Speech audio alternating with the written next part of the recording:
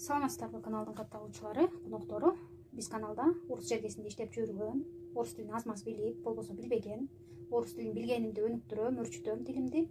Болбосо билбесем, кичине аз-маз болсо да үйрөнөйүн. Өзүмдүн оюмду кантип билдирем, жөнөкөй жалпак тил менен, болбосо мага берилген суроого жөнөкөй жалпак тил менен кантип жооп берем дегендерге арналат. Каналга катталыңыз, класс басыңыз. Биздин планда 100 подписчик чогултуу. Жазыла элек болсоңуз, жазылып каналга салгыңызды кошуңуз. Бүгүнкү видеобузда себя деген сөздөрдү кандай маалда кантип пайдаланабыз, кантип жөнөкөй айтсак болот, оюбузду билдирсек болот, үйрөнөлү. Я деген мен, ты деген сен. Анан мен өзүмдү жакшы көрөм. Я люблю себя. Себя деген ошондо өзүмдү. Я люблю тебя. Өзүңдү, сени жакшы көрөм. Я уважаю себя. Өзүмдү сыйлайм. Уважаю тебя. Өзүңдү, сени сыйлайм. Эми себя деген сөзгө с деген тамганы кошуп койсо, өзүмдөн дегенди билдирет. Я начну с себя. Өзүмдөн баштайм. Я начну с тебя. Сенден баштайм. Өзүңдөн баштайм. Пример с себя. Өзүмдөн үлгү алам. Спрашивать с тебя. Өзүңдөн сурайм бардыгын дегенди билдирет. Өзүңдөн, өзүмдөн с тамгасы кошулганда. Верю себе. Өзүмө ишенем. Хочу купить себе белое платье. Хочу купить тебе черные ботинки. Өзүмө ак көйнөк алгым келип атат. Өзүңө, сага кара ботинка алып бергим келип атат.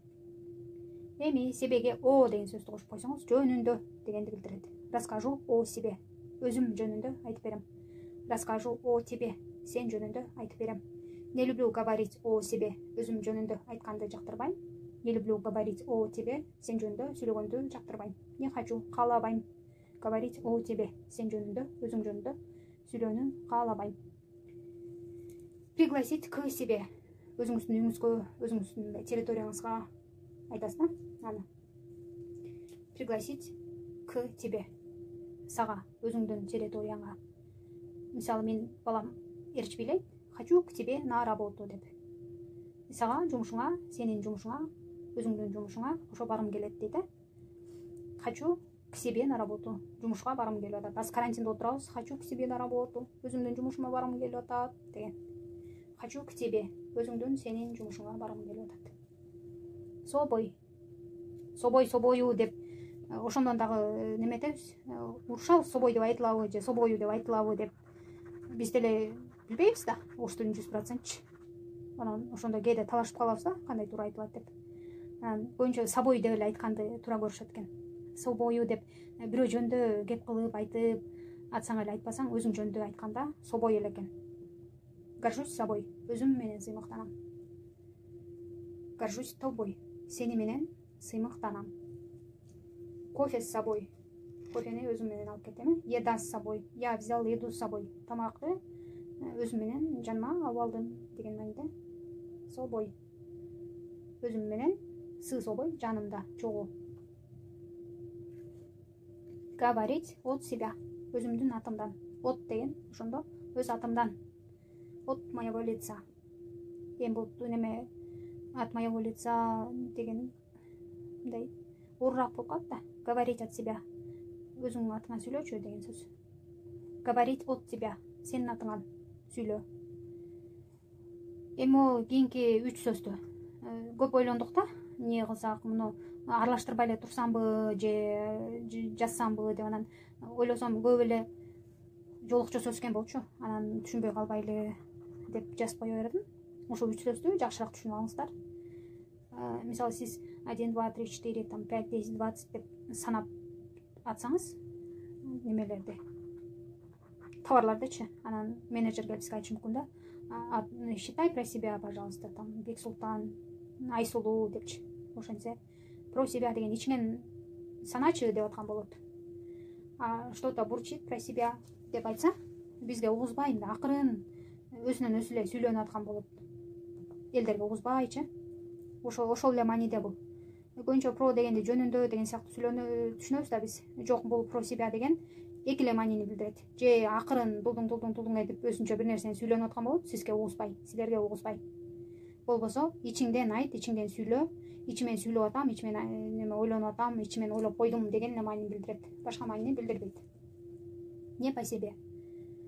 мы разговаривали, мисалы, бир нерсе жөнүндө сүйлөп атсак, тут зашла Роза Ивановна, и мне стало не по себе. Роза Ивановна жөнүндө сүйлөп атсак, мисалы, кызыктай болуп калдым, ыңгайсыз болуп калдым Роза Ивановна кирип келгенде деген мааниде да, не по себе деген сөз. Анан у меня нет температуры, ничего у меня не болит, но мне что-то не по себе. Оруйун деп калганда кызыктай болуп атам деп айтабыз го. Оруйун деп калдым окшойт деп. Ошондой маани билдирет. Бул да эки маани. Не по себе. Эми не по тебе деп айтуу болбойт. Не по тебе деген сөз деле бар, бирок аны мындай сага ыңгайлуу эмес, сага ылайык эмес бул, ылайык келбейт сага, же сен ага ылайык келбейсиң деген сыяктуу маанилерде да. Бул сөздү пайдалануу жолу кандай убактарда пайдаланабыз, ошонун мындай кыйыныраак экен кичине. Ошон үчүн не по тебе деген сөздү орус тилин билбесеңиз, азырынча айтпай эле туралы, кийин жакшы үйрөнүп калгандан кийин айтабыз. Ты судишь всех по себе. Элдин баарын өзүңдөй көрө бересиң. Я же сужу всех по тебе. Мисалы, жалаң уруштар иштеген жерде бир мисалы өзбек, татар келип иштеп атса, жакшы иштесе, анан дагы бирөөнү алып алат да, алып алса жаман иштеп кетсе, анан мисалы администратор айтат, я же всех сужу по тебе. Сени көрүп, элдин баары сендей экен деп атам да, өзүңдөй көрдүм да, сендей көрдүм да деген сөздү билдирет. Судить по себе, өзүмдөй көрөм.